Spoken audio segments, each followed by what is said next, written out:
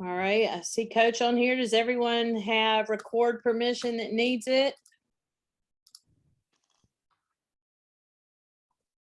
All right, we'll go through and make sure. So, Coach, you want to just start us off and talk about this week, and then we'll Sure. take questions. Excited to be in game week, and been a long time since we played. So excited to have the fans back and, things somewhat back to normal from a game day atmosphere standpoint. But more than anything, just excited to get the season started with this staff and group of players. As a head coach, I'm really proud to be a part of such an experienced staff, and we have 299 years of coaching between us on our coaching staff, and it's a great group of guys to work with. A group that cares a lot about each other, likes to have fun together, and does it for the right reasons. And we get to work with some fantastic young people. I mean, it's a team that, has grown together over time and definitely understands the commitment and what it's like, being at practice with them today and just seeing how they're handling game week. It's a much more mature football team than we've had that way. And it's a day at a time journey with these guys. And that's what they want it to be. And that's what it's about. And, we're all about winning the day. And, it's cliche, I guess, to stack days now, but that's really the focus of this group and trying to be the best version of ourselves as men each and every day, as students, as athletes. I've enjoyed the process of fall camp. It was great to have a normal fall camp and get to coach football in a preseason. And it's been a challenge. It's been hot. We've had some crazy hot weather here, and these guys have endured that. And so nice to play a night game Thursday and not have the sun on our necks for a day.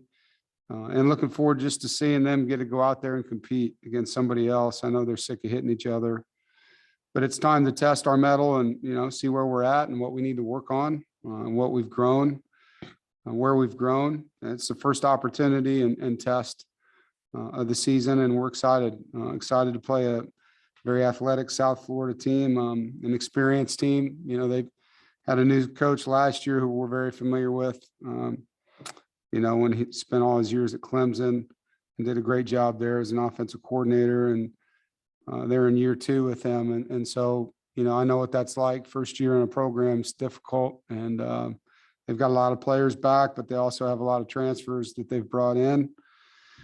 And so, I know he'll have his team ready. For us, I've always felt like the opening games, you're chasing a lot of ghosts, particularly coming out of a COVID year, because there's opt-outs on the team that you're playing that are back, and then there's transfers and there's new guys and different jersey numbers, and maybe there's, a handful of new coaches. But early in the season, I feel like, and really year round, but particularly early, and you see it in bowl games, there's some sloppy play. There's a lot more games that are lost than won at the beginning of seasons. And we've made that a major focus here, to be the best team we can. Here, we need to get out of our own way and not beat ourselves, minimize, pre-snap things that we can take off from a focus standpoint, minimize post-snap things from emotional standpoints. In a game, making your layups, taking the gimmies that are there and making those routine plays, and then really competing on special teams to give ourselves an advantage. I feel like our guys have worked really hard with Coach Goebel in that area. And in my career, and for most head coaches, I think you could say the turnover margin and explosive play battle tells a lot. And so those are major points of emphasis for us. When it comes to our roster, I really like the competition we've had. Just going to start on offense, with our offensive line, to have the ability to rotate some guys and some versatility.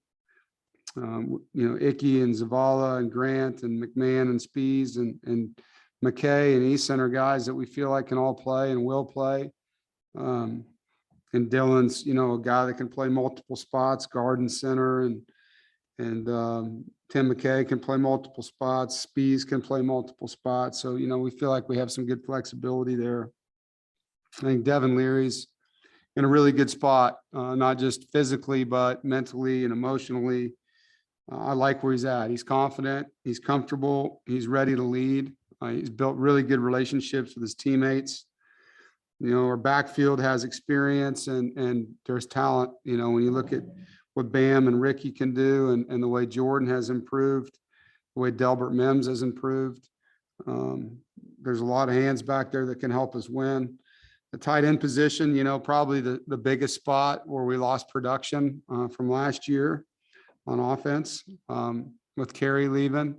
Dylan Parham, I'm excited for him in his 6th year to see how he can play, not just as a blocker. He's been a really good blocker for us, but how he can evolve now as a pass catcher. I think Trent Penix and Chris Tootle are 2 young guys that have our coaches excited. I'm excited for them. They're both guys that have changed positions to get on the field more. And they have some versatility, Chris being a former receiver and Trent being a former running back, where they can do a lot of things out of that tight end room. And then Cam Walker's a lunch pail guy that's worked really hard. At receiver, obviously the experience there excites us with Emeka and Thayer and Devin Carter, CJ Riley, Porter Rooks, and then Julian Gray, one of our newcomers that we expect a lot out of. As the year goes on, you'll probably see him more and more. But that's really the group there offensively, and just systematically being in Tim's system another year allows him to grow it. The philosophy doesn't change, to be aggressive and be balanced, and finish every drive with a kick. And I think that's the biggest thing offensively, using our personnel the right way, and Devin being a distributor of the ball. On defense, a few newcomers with the transfers, but our D-line rotation, you'll see Savion, you'll see Corey Durden, CJ Clark, Josh Harris, Daniel Joseph, Davin Van, and Danny Blakeman. Those guys have all rotated throughout camp, and our D-line, like most D-lines, is going to rotate players. The guys that take the first snap of the game are going to be the guys that graded out the best each week. Our top 3 linebackers have gotten a lot of pub, and we expect a lot out of them. I think Peyton is poised and healthy and has grown a lot as a player, particularly just the mentality of how to practice and how to study film. A lot different, not different in how hard he's going to play, I can tell you that. But just, the maturity that he has now compared to a year ago. Isaiah Moore has improved himself athletically a lot. Still a great leader, but, has lost some body fat and is really moving well. I think he's poised to play really well. I think Drake also has changed his body, and those 3 guys are the heartbeat, of what happens on defense. They make a lot of plays. They can all run. They all have game experience. And then, in the absence of Drake and Peyton, we were able to get Levi and a lot of work as our, not just our Sam, but as a rush player for us and special teams guy. And then Jalen Scott, we're really happy with his progress. Guy that's really changed his body, maybe one of the most improved when you talk about the linebacker body type from last year to this year. I think he was like 260 something last year in the fall camp, and now he's in the 220s and looks really good. At safety, Tanner Engel returns and wants to be in the game the whole game, and he's got to do a great job for us, being the player that he can be. He's a dynamic guy. He's a contact guy. He's a great leader. Jaqueen and him and Tyler Baker-Williams, those 3 guys, when they're all in there together, do a great job. And we've added some good competition. It's been fun seeing Cyrus and Khalid Martin push those guys in front of them, and Devin Boykin, Josh Pierre-Lewis, who have a role for us as well. And Rakeem Ashford, the corner position, that competition is still going. It's been really fun to see. We've got some talented corners that are all playing and have to play well and will play in the game, between Shy Battle and Derek Pitts and Chris Ingram and Tayshawn Smith and then Aiden White. There's 5 guys that are pushing each other every day. And like our D-line, we don't really have 2 guys, that we look at as starters. There's multiple guys that'll play in that room, and whoever plays the best will continue to be the starter in that room. And we'll have a rotation, and the way offenses play now at their tempos, we need to have a rotation in many of these spots. You know, our specialists, as you guys know, Chris Dunn, and Trent Gill and Shimko, our long snapper, those three guys have been together now going on 3 years, and looking forward to seeing them together again. I think Thayer is our punt returner and Bam is our kick returner. And it's a must-win area. It's an elite group that has game experience that needs to give us an edge. As far as game day, you know, having a night game at Carter Finley, very excited for our team, for our fans, to be back together at home on a Thursday night. Our Thursday nights have been electric and expect it to be. I appreciate Boo Corrigan and Fred Demarest and the admin staff for the improvements that have been made in the stadium. I think the beer garden area, the party platform, or whatever we're calling that up there, it's going to be fun, you know, for those that take advantage of it, and hopefully give you a reason not to leave at halftime, you know, stay in there and hang out with us and enjoy what's going on. We need a 4-quarter crowd. We need it rowdy, and you know, I hope that you're ready to do that. You know, coming back from COVID and where you couldn't really be a part of our game day, I know it's now here, and that's what makes us different. We're asking for our fan base and our student section to be a 12th man that has one thing in mind, and that's making life hell on the opponent and lifting the spirit of our team and making it hard on their team. And I think we have a fan base that can do that. We need you to do it for as long as it takes. If it's 4 overtimes, it's 4 overtimes. But it does give us a unique environment here when we have it the way that it can be, and I expect it to be that way Thursday. You know, I think we have an incredible tailgate here, and I want you know, our fan base to take advantage of that. And then I want them to be in the seats for 4 quarters, cheering on this team that has worked their butts off for you, and make game day something that other fan bases should be jealous of. You know, I think that's something we should strive for as a fan base. It's definitely an opportunity for us to be a part of this together. And we talk about our mission statement here is 1 pack, 1 goal. It's a united mission to win a championship. And it's united, not just players and coaches. It's all of us. It's our fans. It's our administration. It's our students. It's our players and our coaches working together to get these 7 home opportunities to be uniquely special. And we want it to be that. We want you to be a part of the journey with us. And, you know, when we come out of that tunnel, whether it's for the first quarter or the third, it matters. It matters a lot to our young men. And so, again, you can hear the passion in my voice asking for your help with an incredible season, coming off of the most difficult season in my life as a player or coach.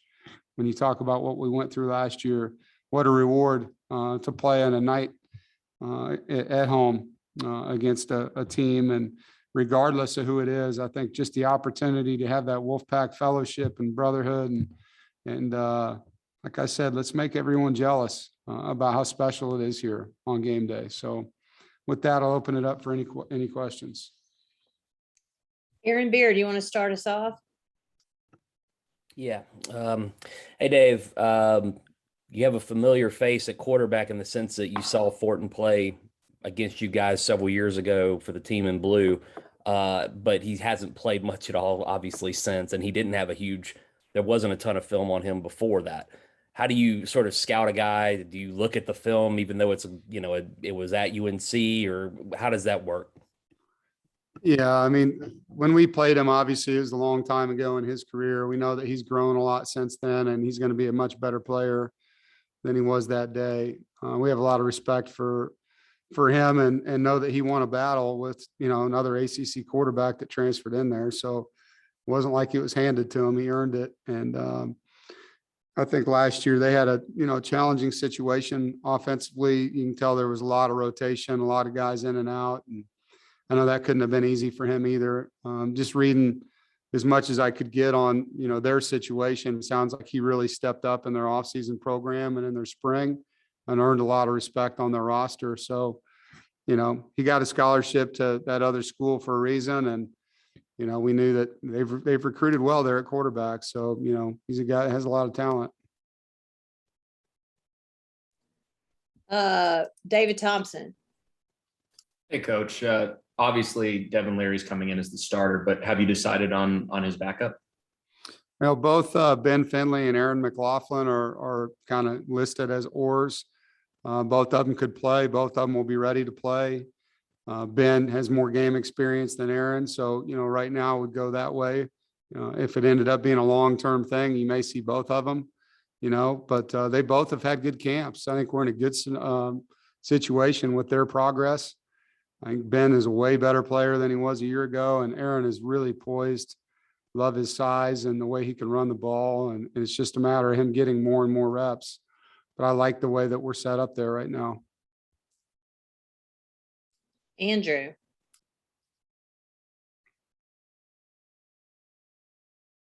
Dave, you mentioned having that game day atmosphere at Carter Finley Stadium back. You've got some guys, some guys who played last year that were transfers into the program or freshmen who really have never had a chance to experience that in full before. How excited are you for them going into this game? Yeah, I mean, I think it's a gift, that these guys get. It's part of the sweat equity. I think that you earn that, as a player. You work so hard for these special moments, coming out of the tunnel when the Carter is packed. It's unique. I've been in 4 Power 5 conferences, played in a lot of stadiums, and when ours is the way that it can be, it's one of the best. It is. The entry is special, and I've been through there many times as the head coach now, and each time it's wow, when it's lit up the way that it can be. So I'm happy for them to get their first. I think it's going to be unique for college football. There's a lot of players on all of our rosters that haven't experienced crowd noise at all. You think about last year's class plus this year's class, plus whatever transfers came in your door. In some cases, it may be half of a team that hasn't played in front of a loud stadium before. So how teams can handle that is going to be part of the challenge this year for road teams. Gibby. Yeah, Coach, you said this is a mature team. Can you kind of elaborate on that and how, if it is a mature team, how does that maybe help the coaching staff and how you guys coach? Yeah, well, I think last year they stepped up in a big way, leading each other through that quarantine time, and that showed a lot of maturity. How we handled the day-to-day protocols through COVID showed a lot of maturity. I think we made a lot of immature things happen on the field still in that. And so we were able to take the good, the bad, and the ugly, I think, and go into the offseason and really praise them in some ways and challenge them in some ways. We had 109 penalties last year, and that's a lot over, the course of 12 games. And we can't be like that. And when you break down what they were, the guys, I broke them down to them. I showed them, here's all of them. And here's the ones on offense. Here's the ones on defense. Here's the pre-snap. Here's the end play ones. And then here's the post-snap. And, what can we do to fix this? And so those guys were really diligent about wanting to fix it. We had officials at every spring practice. We had officials at every fall camp practice. And we were throwing the yellows at them, and then we were talking about them. And so hopefully that'll bleed into this formula for winning that we believe in here. Because I think, you can make it harder to win on yourself than, and that, in my, the way I look at it, it's immature. When you're having pre-snap focus penalties and post-snap emotional penalties, that's immature football. And so that's where I'm hoping you see it. We did see it in our second scrimmage. We saw a huge improvement. So hopefully that'll carry over to game day. Corey.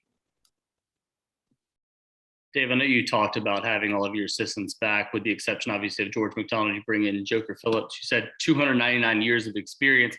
How much more confident do you feel at this point compared to last year, not only having most of those guys back, especially at the lead in terms of offensive and defensive coordinator, as far as the install is concerned, but also knowing who your opponent's going to be in week 1 for several months now at this point? Yeah, it's a way different setup. I mean, we had 3 different teams we were going to play in the opener last year, and 1 month from the season start, so that was crazy. But, Coach Gibson and his staff have now been together with him as the coordinator 2 years. Tim and his staff have been together for 2 years. Joker is new, but Tim had worked with Joker previously. Coach Roper had worked with Joker previously. So, there's a lot of continuity in there, and we've done a lot of things from a staff building standpoint, whether it's just our coaches hanging out or our coaches and our coaches' wives hanging out. we've done a lot, to get close with each other and feel really good, going into the season.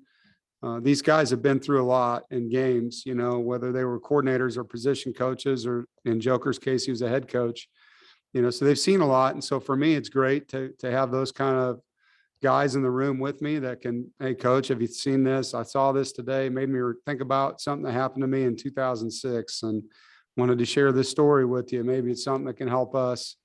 Charlie Wiles, is got a lot of coaching in him. He can, hey, Coach Beamer did this one year, thought it was really good, so it's been nice having that kind of sounding board. And obviously Ruff and McNeil and I, spend a lot of time talking about things, not just with the team, but with staff things, things that he's seen with coaches or that I'm seeing, and asking each other's opinion of them. Thank you. Yep. Brett. Dave, I know it's only one of 12, but last year that opening game against Wake Forest really kind of set a tone for that you guys just picked up on and built on. How important is it to get off to a good start in that first game and to really set a tone for the rest of the season? Well, I mean, it's obviously helpful to do that, but it's not going to always be that way, Brett. We got to go out and do everything we can to make it go our way. And, Wake Forest, we had a heck of a game last year, but that was last year. Whatever this first experience is, we're going to have to grow from it. Hopefully it's a win. That's what we're all trying to do. Both teams are, but it's a long season, and we need to take whatever we can from that first game. And I think the biggest goal of this team is to get better every week. Every single week we want to grow and learn and improve. Thanks. Yep. Jonas.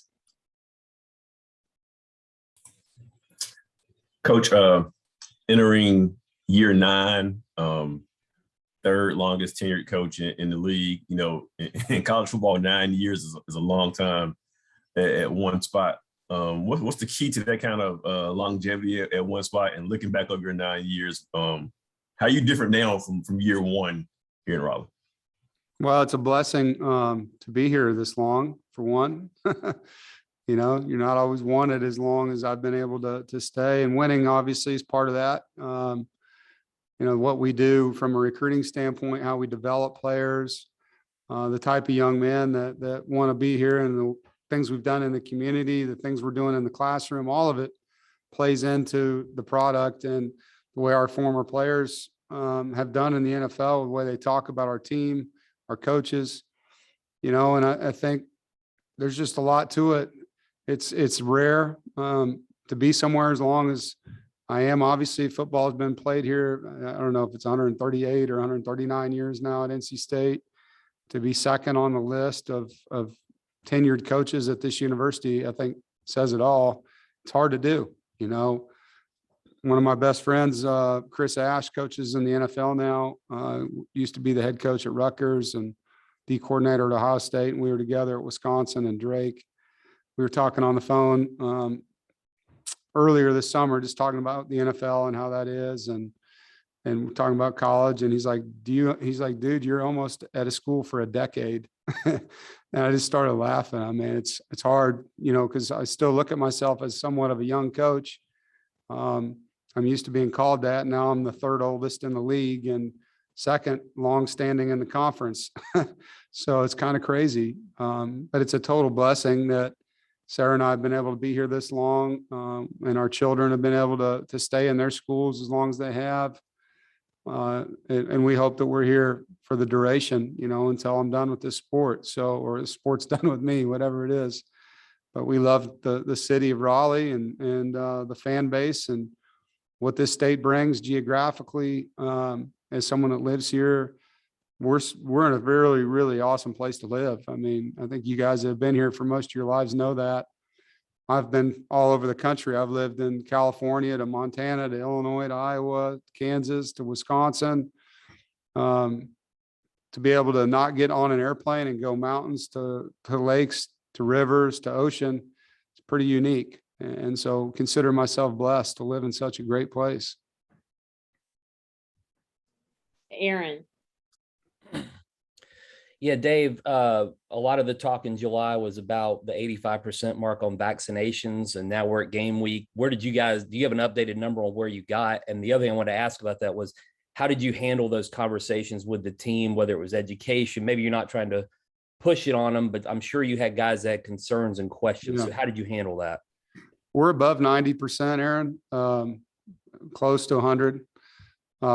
As far as the team, this started back when the vaccine came out. So our coaches started getting it, our older coaches first and at-risk coaches. And then more and more, vaccinations became available. And then we just started, talking to the guys about it openly. Where do you need information? What can we do to help you with it? We brought our team doc. He's been in multiple times. He's had visits with our entire team. He's had individual visits with guys that wanted to ask more individual questions about it. Same with our coaches. I mean, we had coaches that had questions about it. So, offering them opportunities to get that. And then, eventually there was decisions made, about whether you can travel or not travel as a staff member or an athlete. And, like I told the guys, at some point in time, you're going to have to make a choice, and you may not like your choices, but you're going to have a choice. And for us, the choice is to get the vaccine and be a part of everything, or not get the vaccine and not be a part of everything, but still be a student and, on scholarship and on the roster and all those things. I'm not going to hold a grudge or be upset with anybody. But at the end of the day, we all saw what this did to our country last year. And I think we're all in a different place now, knowing that there is protection for those of us that, believe in the vaccine and see the numbers that what's going on in the hospitals for the unvaccinated population. It's been tough.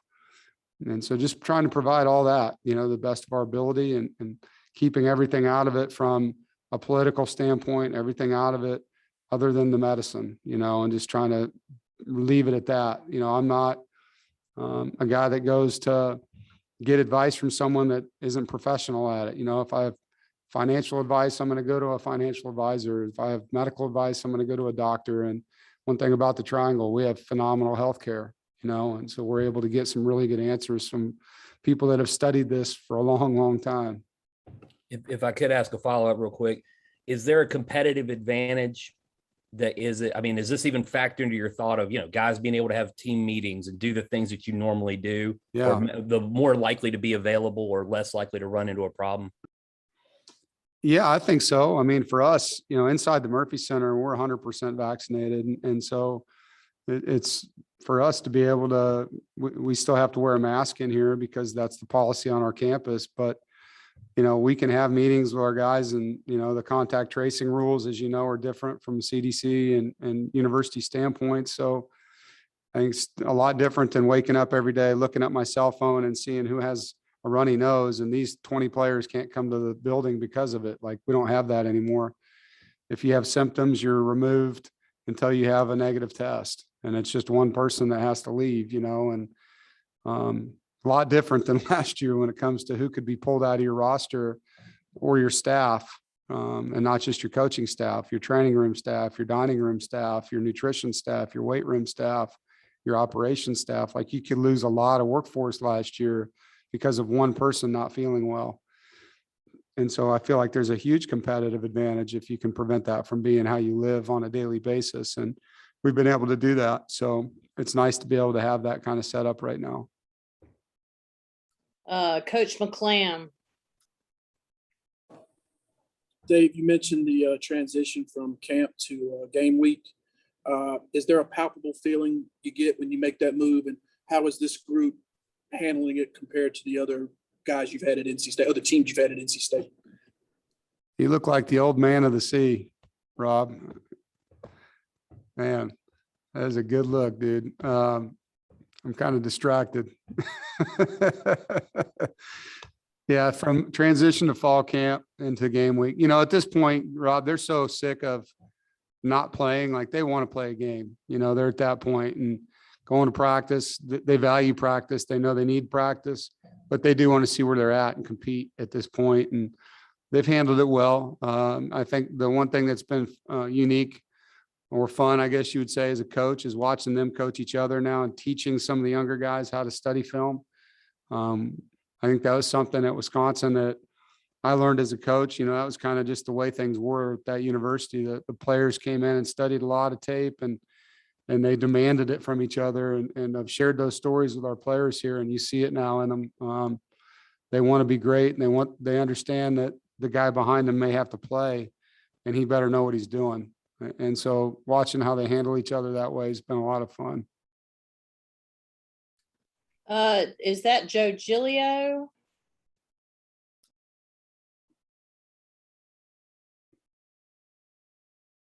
Joe Skirto.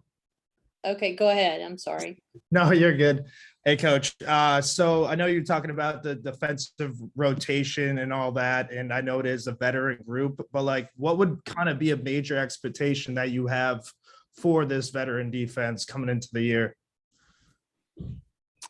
Yeah, I mean, I think to put numbers on it, I'm not sure I can do that. You know, I think the biggest thing we want to see, it starts on defense with how we play on the line of scrimmage. You know, I mean, and I think that's programmatically how we win. We have to win the offense and defensive line of scrimmages, and we've got experience and depth on the defensive line. We expect those guys to battle in there for us and create havoc and disruption and to beat the other team and plays in the backfield. Like, that's one of the things we look at. We call them bombs, but how many bombs go off where we're in that backfield versus our backfield? The next thing is defensive takeaways. You know, how many times are we going to get the ball back for our offense? I think that's a big deal. You know, and 2 years ago, we were really bad in that area, and we had a bad season. You know, I think the more we can set up the offense defensively with 3 and outs and takeaways, the more points we're going to score, the more games we're going to win. And lastly, it's just the explosive plays. You heard me talk about that earlier. We can't give up explosive plays for touchdowns. We can't. They're going to happen. They're going to have plays over 20 yards in games. Offenses are built that way now, but we got to get them down on the ground and survive that down and get to the next down and stop them. And so those are the kind of things I'm looking at. You know, I'm not going to, hey, we got to be third in this category or second in this category. No, you know, I think it's more about just creating disruption and takeaways and limiting explosive plays to that other side of the ball. All right, last question, Corey. Dave, I know there's been a lot of talk about the linebacker core so far this season, but the defensive line for you guys, with the exception of losing Aleem McNeil from last year, obviously one of the best defensive linemen in the country, but you guys get a lot of experience back. You have a lot of talent, and you also add a piece in Corey Durden. What are your thoughts on the defensive line going into this season, and where do you think that unit stands right now? Well, I think it's a hungry group. It's a group that probably feels disrespected a little bit. You know, I think there's been a lot of things written about them in a negative way that they've read, and I think there's a chip on their shoulder. I think Daniel Joseph's a guy that plays really hard. Savion, you've heard me talk. I think he's set himself up for a really good year. He's in good shape. He's 290 pounds. He's playing very confident. It reminds me of kind of how Contavious was. He was just kind of in the right place for a couple of years, and then he broke out as a playmaker. And I think, you know, Savion's in that spot. Corey Durden's a really versatile guy. He can play inside and outside, and has played himself into really good football condition. I like how hungry he is. He's got something to prove. He wants to finish his career the right way. And, you know, the Davin Van can also play nose and 4 technique or 5 technique, and what he brings to the table, there's depth. I think they need to produce. You know, I think that's a group that and wants to and has shown the ability to do that. CJ Clark's probably been one of the most impressive guys up front in training camp. It's been fun watching him and Grant Gibson compete against each other every day. But he really is playing hard. You know, he's got a high motor, and so it'll be fun to see that group on game day and the rotation, see how it all plays out with them. Thank you. Mm-hmm. All right, everybody. Thank you. Thank you, Coach. You bet. See you guys.